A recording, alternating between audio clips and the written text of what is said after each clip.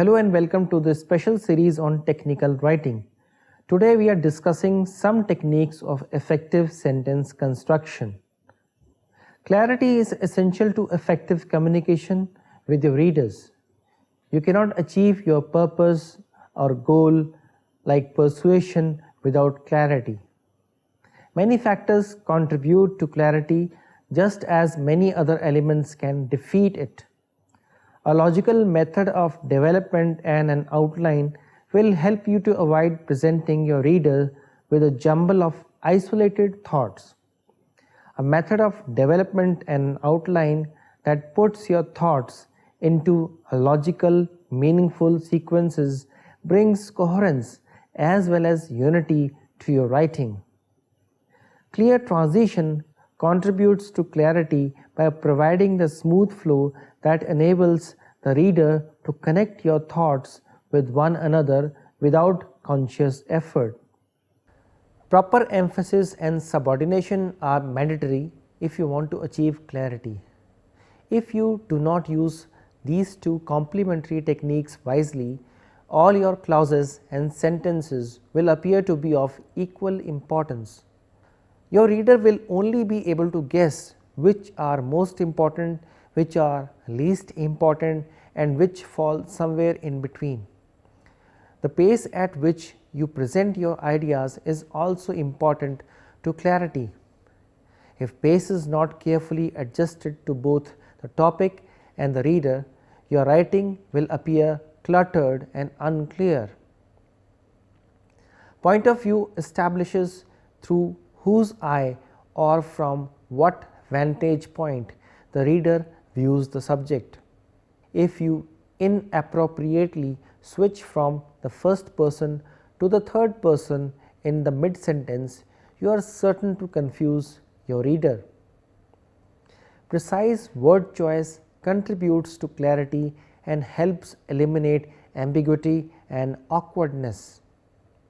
Vague words, cliches, poor use of idiom, and inappropriate usage detract from clarity. That conciseness is a requirement of clearly written communication should be evident to anyone who has ever attempted to decipher an insurance policy or a legal contract.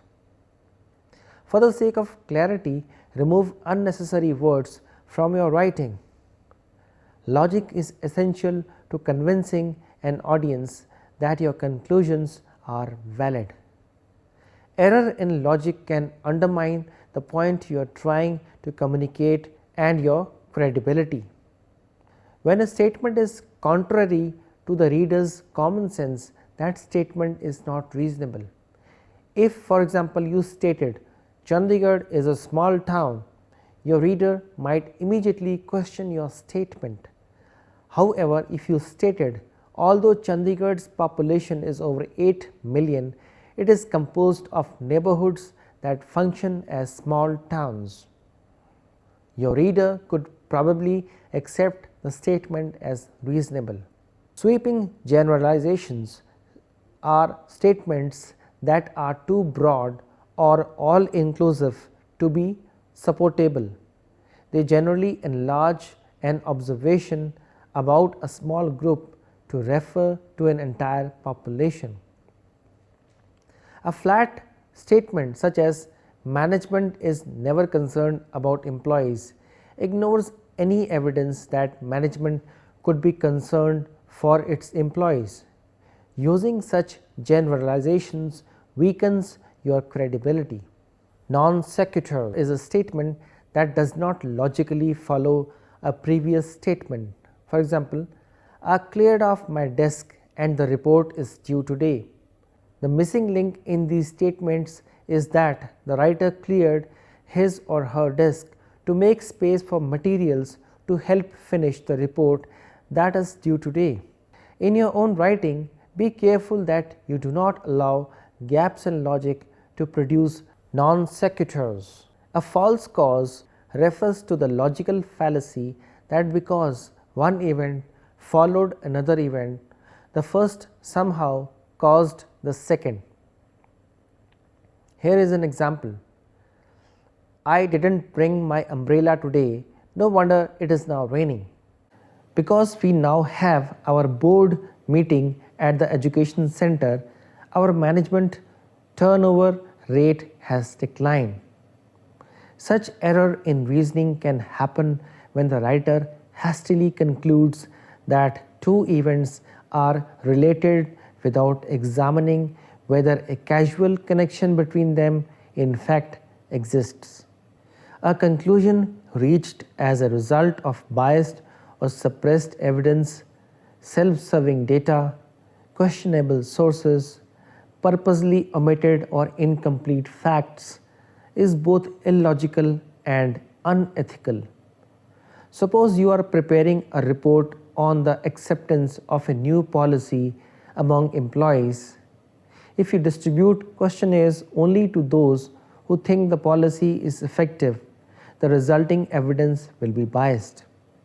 Intentionally ignoring relevant data that might not support your position not only produces inaccurate results but is also unethical.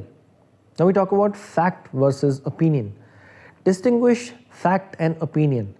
Facts include verifiable data or statement, whereas opinions are personal conclusions that may or may not be based on facts.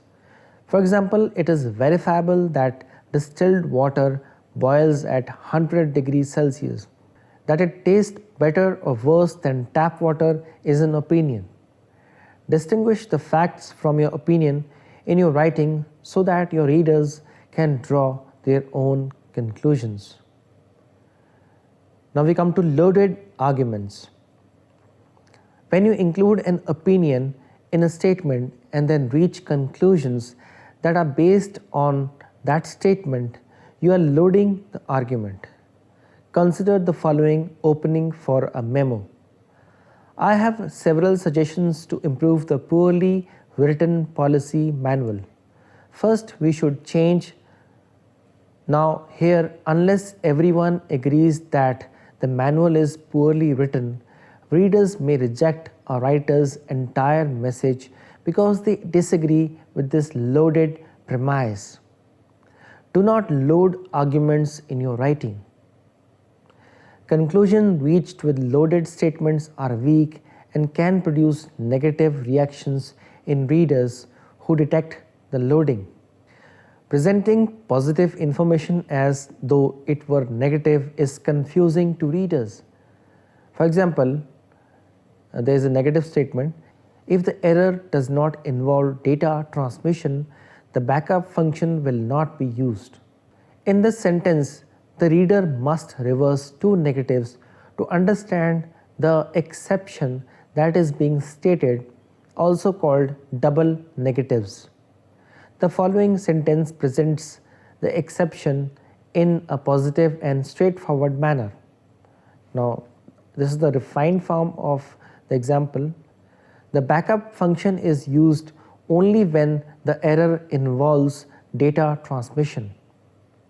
Ethically, negative facts or conclusions, however, should be stated negatively.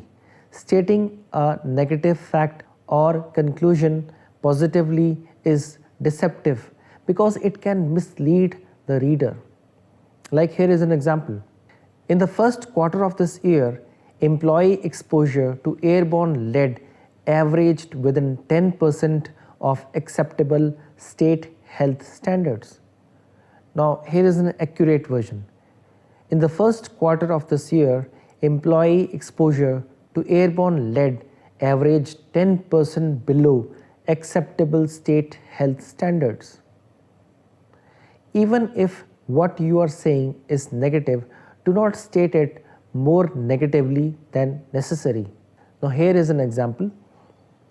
We are withholding your shipment because we have not received your payment.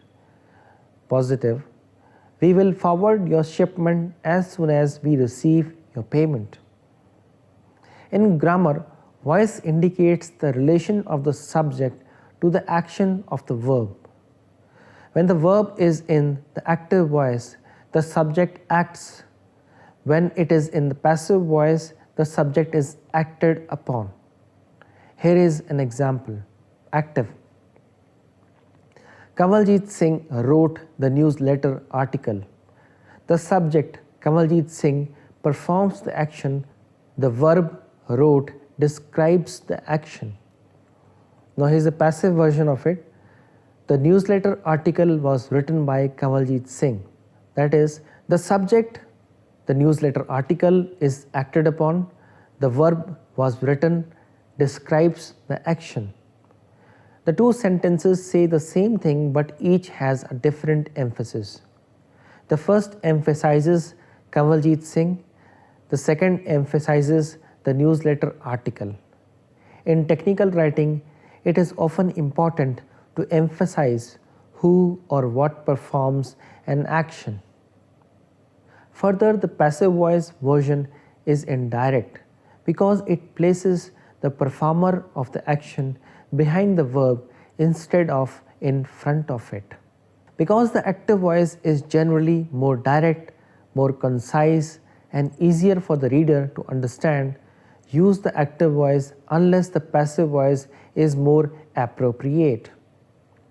The active voice improves clarity and avoids confusion, especially in instructions and manuals. For example, passive.